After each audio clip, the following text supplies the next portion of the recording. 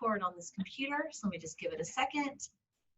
So we are going to record this meeting, and then we will upload it to YouTube, and then we'll be able to share that out on social media for everyone.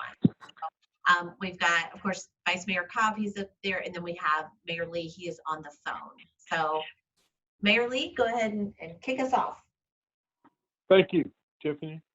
Let me just say a special meeting of City Council will take place at 2 p.m. on Friday, March the 27th. Participation by the mayor and members of City Council will be by electronic communications via Zoom. The meeting will also be cable casted on RBTV and posted on Facebook Live. This meeting will address several measures in response to the COVID-19 coronavirus pandemic, including virtual meetings under the governor's order until at least April 23rd. For the duration of the time we are under the governor's order, the city will continue to hold virtual city council meetings, cable casting them on Roanoke Valley Television, Cox Cable Channel 3, and live streaming them on Facebook. Beginning with the April 6th council meeting, public comments can be submitted by sending an email to virtualmeetings@roanokeva.gov. There are many ways the community can help during this time. This information is posted on the United Way's website at www.uwrb.org.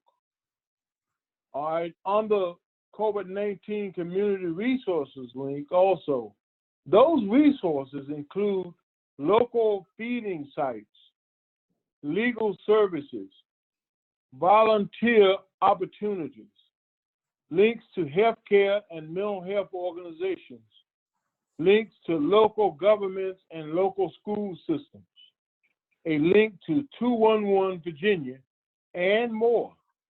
I encourage our citizens to utilize these resources to help themselves and others to get through this difficult situation. And let me thank you for your cooperation during this crisis, and together we will weather this difficult time in our city, state, and country. Thank you.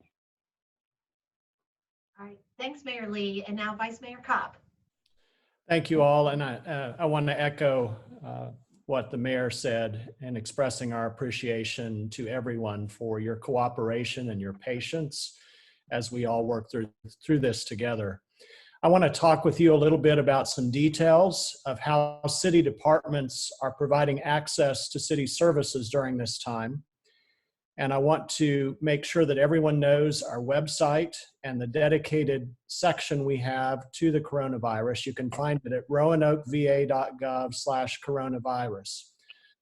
Toward the bottom of that page, you will find several tabs that identify the different departments of our city and resources that are available. And I want to take a few moments to highlight some of those.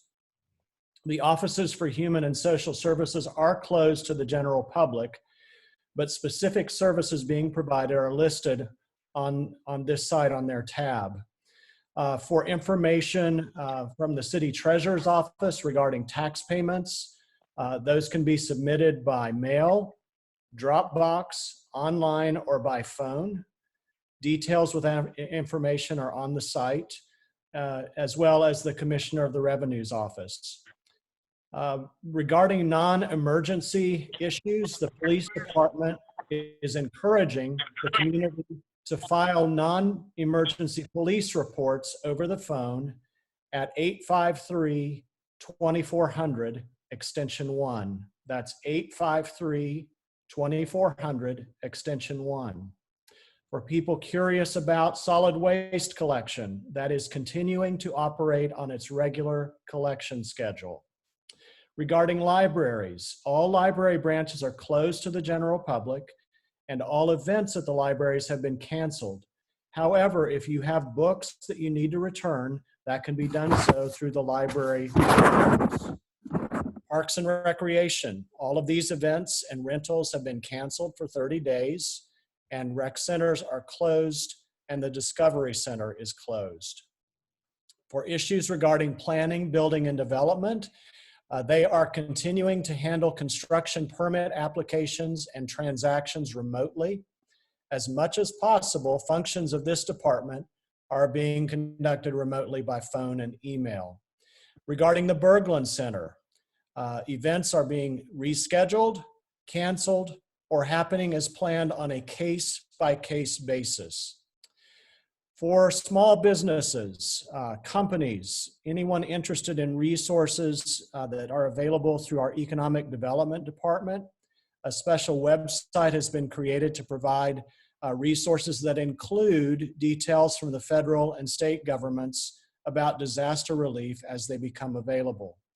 To find this information, go to roanokeva.gov/coronavirus, and on the left side of the page, you'll see a link for COVID-19/coronavirus business assistance. Click there, and there is a lot of really helpful information available.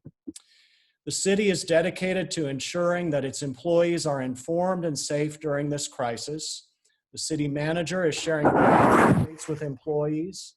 Staff is being allowed to work from home as appropriate, and enhanced cleaning protocols have been implemented throughout city facilities. Thank you all again for your attention to all of these matters and your patience and cooperation as we work through this. We're going to make it through, and we're going to be stronger because of it. Thank you.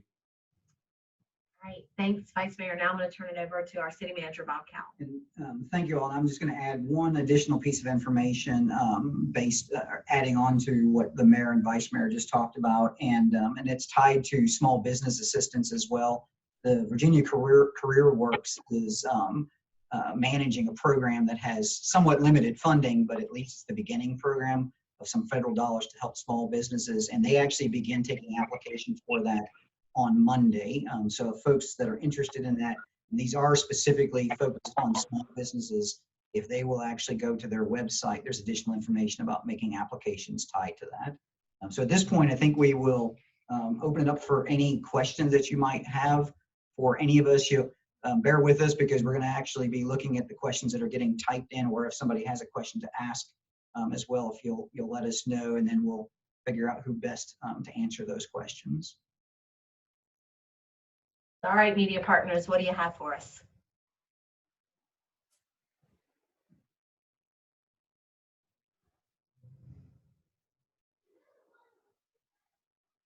Anyone?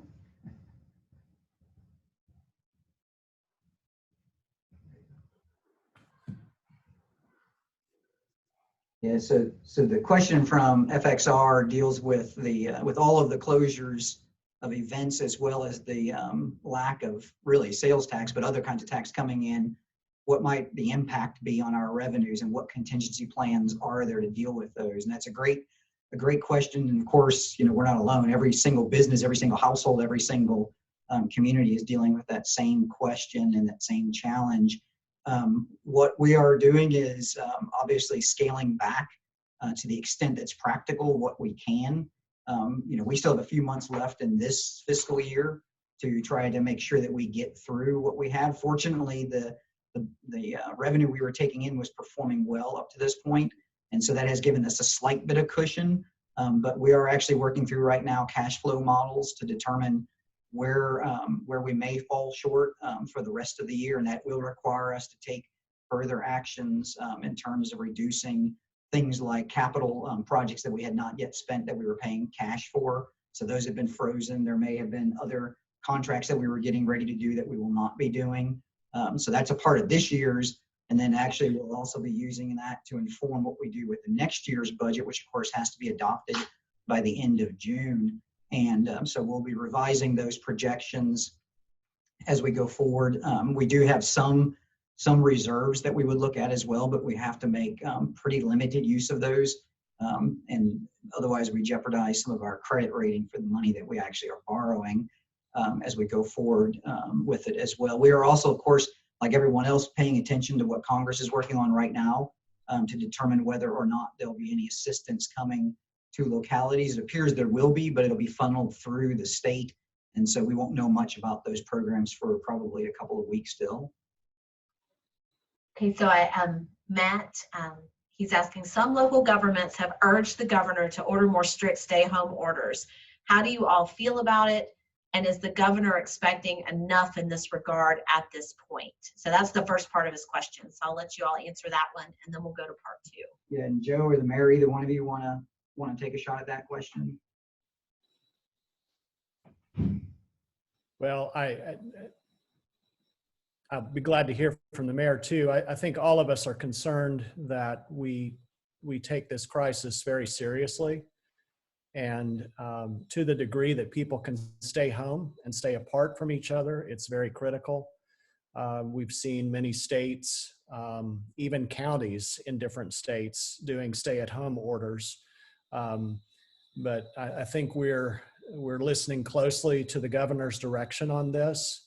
And at this point, it's very clear that he's directing us to stay home as much as we can, to work remotely as much as we can, and to really honor the social and physical distancing, because that's what's going to keep the curve down. The mayor may know more than I do regarding that.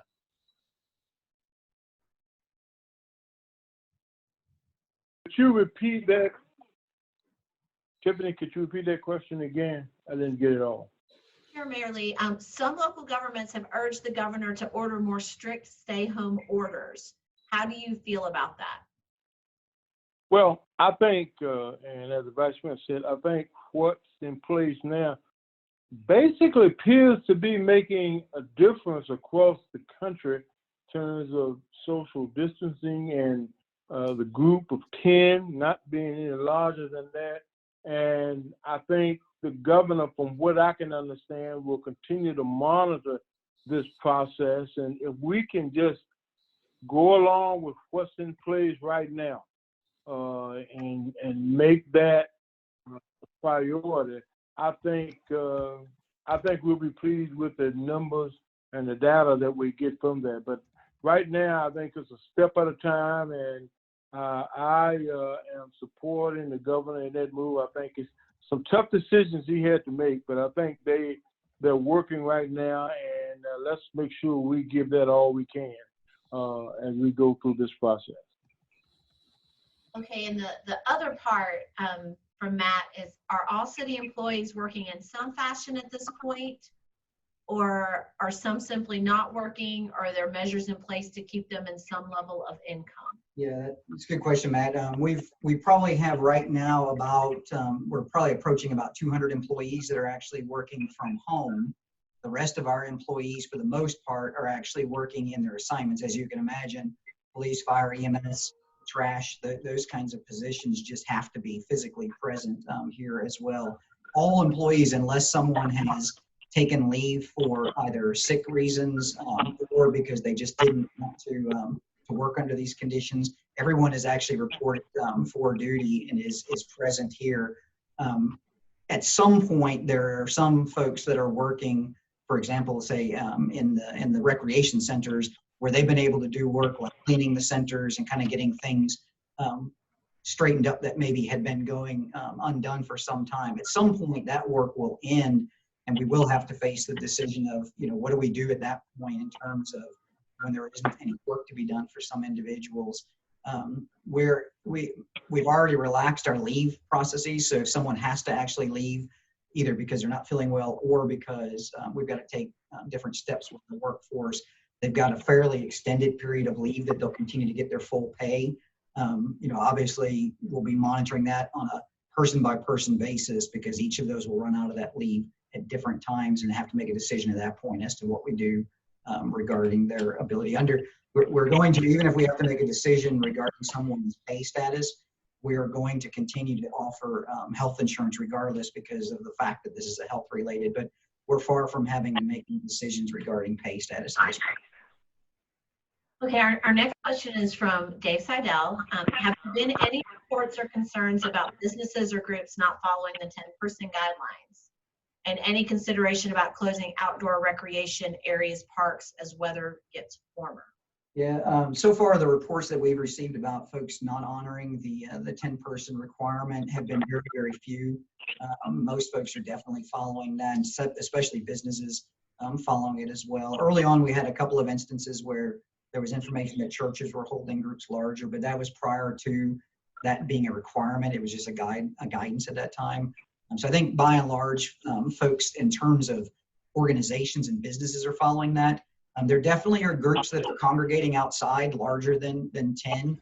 And even though they're not covered under that prohibition or guidelines, we certainly would request that folks adhere to that separation even when they're outside and minimize those size of crowds. We've closed the restrooms in our outdoor areas, and that's really predominantly just so we didn't have to deploy any crews to actually work in those areas. At this point, we're not envisioning closing. The practicality of closing outdoor areas is really difficult. So we're not really anticipating that. As long as people don't congregate and you maintain that distance, being outside actually is a positive thing that they can continue to do. So wouldn't think of any further actions. Okay, our next question, can a local government institute its own stay-at-home order, or is this a Dillon rule thing? Yeah, the only authority that we have locally is actually to issue a curfew, and that is obviously not as effective as a stay-at-home order. That really rests with the governor and his authority. All right, next from WSLS, has any consideration been made to extending personal property tax and other tax deadlines? There obviously have been requests for that, and there are discussions going on at the state level. And several of us have commented on different areas about this, and the challenge is, while obviously we understand individuals having challenges, obviously, and businesses in meeting their tax obligations, one of the challenges, all those services that I mentioned, picking up the garbage, making sure we respond to 911 calls, making sure the fire, police, and so on, all of that obviously relies upon tax revenue to actually fund those. So that's that balance. So right at this point, other than the action that the state has taken to defer by a month the payment of sales tax and defer payment of income taxes, there are no considerations underway right now to extend those deadlines locally. And in a couple of cases, we're actually not authorized even to consider those deadlines. All right, our next question, with the new numbers that came out in regards to nationwide unemployment, do we know how that is affecting Roanoke? Probably just anecdotally, and I'll ask the mayor or Joe, to kind of chime in on this one as well. I mean, obviously when, 3 million people file for the first time unemployment nationwide, there are certainly people in Roanoke doing so. So I think we're along with everyone else, but nothing really specific other than I am certain that folks are doing so here locally as well. And Joe or the mayor, I don't know if you've been hearing as you're going about the community, other stories relative to unemployment numbers and filings. Well, I haven't any specific stories as it relates to that. However, I do see that there are a lot of businesses, especially restaurants, that are closed. And I'm sure that number that was put out today, some of our people are affected by that. And I would anticipate as we go forward, more and more will be, because I think people are really making an effort to abide by the governor's directives on social distancing and closing and groups meeting. So I think that's a part of what we're facing. And but I'm confident that if we can continue to hold on, we'll be okay with regards to that. But it's tough. It's tough. But as Bob mentioned, I haven't heard anybody talk with me specifically about that. Everybody now wants to do what they need to do because we're all in this together, and they want to. If it takes closing, hopefully we feel that the package that's coming from Congress will arrive to help some of our citizens out. That's a concern right now. Vice Mayor? Yeah, I think the mayor's right on, and I would just reiterate that, this is impacting large companies, small businesses, nonprofit organizations, arts organizations. I will say that of the folks that I've been hearing from and talking with, these are such difficult decisions because no one wants to furlough anyone. And no one wants to, lay off some of their great staff and employees. Many people are trying to make adjustments as they can, either reducing time or but wanting to try and keep people connected to benefits. I've just been really impressed with the creativity of so many organizations throughout our city in how they're approaching care for employees and watching what the federal government is going to be able to provide. So I'm hopeful that with the federal relief that's coming, and with the creative approach that our area businesses and nonprofit organizations are taking, will help people have some stability through this process. Okay, so next, how are city reserves of personal protective equipment for workers who need on their jobs, such as fire, EMS, police? Are we running low or just looking ahead to replenish when necessary? And where are we looking? Yeah, so right now we're okay. Our fire EMS folks have all the PPE that they need, as do our police. And then if you think about it, you wouldn't necessarily think of the other departments, but we still have folks handling quite a bit of paper that's coming in from the outside.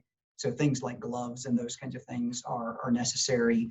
Most of our offices, even though they're closed to the general public, still have some form of work going on in them. So we still have to use all of the supplies necessary to sanitize our facilities as we go along, transit buses, all of those kinds of things. And those supplies seem to be doing okay. We actually just took in an order of supplies again. We've had to get a little more creative. Yeah, that's Tiffany just set out one of our new hand sanitizers that came in, and we've had to get a little more creative. So instead of using kind of our normal resources, we have reached out to the suppliers that normally supply, for example, our auto parts, and they had access to some things that we weren't otherwise able to get access to. There is some concern long-term, and when I say long-term, under this scenario, long-term now is like 2 days from now or a week from now, 2 weeks from now. Some point not too far out, we do get concerned about the ability to secure PPE for the fire EMS side of things, just as the hospitals and others are struggling with that as well if those numbers go up. They continue, like everywhere, to look at every possible resource that exists in order to replenish those. But right now we're okay, and we're okay for the foreseeable future. If the situation obviously ramps up, we'll be like everyone else, struggling to figure out how we make certain that we're able to access what we need. Okay, next question, has social isolation led to any increase or decrease in police calls in the city? Yeah, it's still somewhat anecdotal, given that we've only had this for really under the order for a week or so. But when you effectively don't have businesses open, and you don't have businesses certainly open at 1, 2 in the morning, you can anticipate calls going down, and indeed they have, just because there aren't those businesses. I mean, you think about it, you don't have the cases that are like larceny cases. You don't have obviously issues going on at bars or those kinds of things. So those have definitely decreased. Don't know if that's going to continue, because especially as temperatures warm up, often our call volume goes up. We are always concerned, obviously, when you have so many individuals that are under the kind of stress that they're under and at home, that we hopefully don't see a spike in any cases that are associated with that kind of thing. But in our normal kinds of police calls, those have gone down some. Fire EMS calls are pretty much kind of similar as what you would typically see. Obviously, things like auto accidents are decreasing because there just aren't as many cars on the road. So kind of a little bit of both, but maybe a little bit too early to develop a trend. And then we had a couple of things. I know WSLS is actually streaming this live, and there's a few of their viewers that were asking about public transportation. So if anybody wanted to speak to the public transportation changes that might be happening. Yeah, and I can start, and again, if Joe or the mayor want to add to anything that I might add. I mean, we've taken some steps recently. These have been steps in coordination with our transit provider of Valley Metro, as well as with the union that actually represents the workers that are there. So the step we took most recently was actually to remove the fares associated with it. And the reason to remove the fares is that's less time that individuals have to spend at the fare box, which allows the loading and unloading to be more efficient, and you're not in proximity with the driver. We're also trying to facilitate so that everyone loads the bus in one door and exits the bus in another door. And again, that's just to move people well and quickly through the transit itself. We have ramped up sanitation or sanitizing services on the buses as well, and also inside the Campbell Court facility. If you go into the facility now, there are actually fewer seats in the facility, and that's because seats are actually physically being removed and cleaned and then brought back in. So we're actually rotating through those. We have not yet made any changes to service because we're trying to keep providing that service, because we know so many folks in our community depend upon it to get to and from work, to get to and from shopping, grocery shopping, and to and from appointments. So, but that's the changes that we've made now. Vice Mayor or Mayor, if there's anything you wanted to add to that? No, I'm just satisfied with what we're trying to do to make sure things are clean and making sure that we can stay within the directives as we load and unload the bus. And I think that as we go forward and as this situation evolves, there'll probably be more changes, but I think the areas that we've already addressed will make a difference right now. So I think that's a good move. All right. Anybody else have any final? I don't notice any other questions, and a few of the ones that have popped up on Facebook have kind of been answered. I know we had someone ask about small businesses shutting down, and I think it's too early to tell with some of that. Yeah, the only thing I would say with the small business pieces, and it's something the Vice Mayor mentioned in his remarks regarding those resources, those, I think, the resources that are going to be made available for small businesses are going to change pretty rapidly and consistently as the congressional bill ends up getting approved and those details start coming out. So definitely anyone that has a small business should maintain contact with the Small Business Development Center, Chamber of Commerce, the county. Roanoke County's webpage has good information on it, as does ours. If you have a contact inside our Economic Development Department, they're still answering all of their calls. So any of those resources are going to be really important, because I think it will change rapidly. For those individuals that are out of work, really the Virginia Career Works is probably your best resource to be able to find out what's going on and what resource. Both the county and city web pages, again, have information about those, so you can find out what might be. I'll try to keep those practical. That's going to be key as well. Matt just asked another question. So Matt asked the question about if I could reiterate what I said earlier about tapping budget reserves and balancing that with concerns with the city's bond rating. Sure. So folks always know that if we do our job well, and at the city and at the state level and the county level, we should have a reserve balance. So we have, if you will, a rainy day or a savings account that is set aside. Those dollars are set aside to demonstrate to our lenders, folks that we borrow money from to build capital projects, that we are credit worthy, basically. And so there's two different accounts, if you will. One of those is set aside really to back that debt, and that effectively are dollars that, except under the most absolute extreme situations, we don't really touch. And that's because touching it will jeopardize our credit ratings going forward. There is another account that we have, which is an economic stabilization account. And that account is actually there for these kinds of events.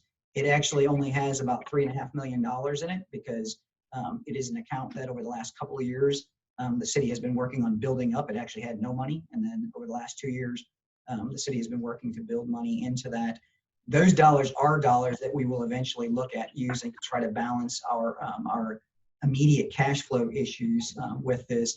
However, by policy, we have to be able to replenish those dollars within a 3-year time period. So it isn't as if we can simply remove them and not ever replenish them. So we're obviously very careful about doing it. The state's going to be doing the same thing. The state has about $2 billion sitting in that reserve, but they've got to figure out how to balance that as well going forward. That's why that relief that might be provided by Congress becomes so critical, because it's what's also going to help us, just like businesses, kind of bridge whatever gap there might be. Okay, we did have another question pop through on Facebook from the public. Is the city discouraging outdoor or drive-in church services? There's nothing specifically coming from the city. I don't know, Vice Mayor or Mayor, if either of you know kind of any specifics tied to any instructions that came out of the governor's order for churches. Yeah, go ahead, Mayor. No, go ahead, Vice Mayor. Well, I think we both sat in on a conference call that the governor had with faith-based communities, and these communities are asked to honor the 10 or less stipulation for a variety of reasons, but the main reason is to keep people apart from each other. But to look for alternative ways, online, phone calls, doing those kinds of check-ins with each other. I know a lot of congregations in the Roanoke Valley have gone to some really creative and extraordinary efforts to keep their congregational members connected with each other through online and phone conversations, kind of creating neighborhood hubs through these online and telephone services. So, I mean, I would just reiterate with faith communities that at this point, it's really best not to meet in person. And if a church is led to really honor the 10 or less and the physical distancing. Mary, you may have some things you want to add to that from your experience. Well, thank you, Vice Mayor. Let me just say that, and I also was a part of the conference call with the governor a few nights ago, and I think specifically he's asking all of our faith leaders and churches to show leadership. Nothing specifically says you can't do this, and I've asked, and I'm sure the Vice Mayor's talked to many of the faith leaders in our community, to show that strong leadership, to recognize that it's important that we keep that social distancing in our programs, in our churches, and the things that we're doing. And so it's all about leadership, and I hope that they will cooperate. I think they are, and as the Vice Mayor mentioned, the churches are doing some innovative things. There's a way you can get the message out. And excuse me if I get a little bit preachy on this, but the church, the building is not the church, it's in the people. And so we're asking our faith community, and I think they'll follow through. They've been working, and I feel that they really want to cooperate with our governor. And so we're going to ask them to show that leadership as we go forward to make sure they don't put anybody at risk. Never lose sight of the fact that you're putting people at risk when you do this, when you're not separating yourselves, and when you're gathering a group of 10 or more, you're putting people at risk, and we want to make sure that we follow through, because my objective, and I'm sure the council, Vice Mayor, the council's objective is that we not lose any citizens here. I know it's a long push, but that's our goal, and I just want to thank everybody for the cooperation in this city they've given us thus far, and we're going to make it through this crisis. Well, I want to thank everybody that's joined us and participating. This is now our second, so we're still kind of learning about doing this.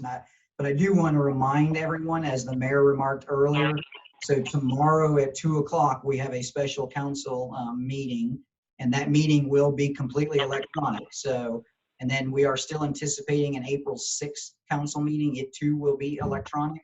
But there will be the ability for, and in both cases, there'll be the ability for folks joining us, obviously, through RBTV as well as through the mechanisms here with Zoom. The timing and scheduling of the April 6th meeting will probably be a little bit different. Whereas we normally kind of have our meetings broken up into different segments, we'll probably be doing something as one block of time, but more details will come as that agenda gets finalized as we go along. Vice Mayor, Mayor, any last remarks, and then we'll close it up. I just want to thank my colleagues on City Council, the Vice Mayor, and others who are sending out messages to encourage our citizens, and that's so important. And I know we're going through some difficult times, but we can get through this together. And I'm just so pleased with that, and the leadership, Bob, that the city administration is showing and stepping forward. I'm confident that we'll get through this. The days and weeks appear to get tougher, but I want to thank everybody, and let's keep working together. Thank you, Mayor. Yeah, and I would just reiterate that. Thanks to the mayor and council and all of our city employees, to you, Bob, and the staff. I'm just so proud of our city and everything we're doing to address this. We have an amazing spirit of creativity and resilience here, and it continues to show up every day through so many people. So thanks to everyone for working together, and we'll be stronger on the other side of this. Thank you, Vice Mayor. Thank you all very much. Appreciate you joining us. All right, and we'll download this video and then we'll upload it to YouTube just as soon as we can, okay? All right, thanks everyone. Right. Bye-bye. Thank you, Tiffany, and I'll be on time tomorrow. Hey, we're all learning. We got to be flexible during this period. Bye-bye, everybody. Okay. Bye. Bye.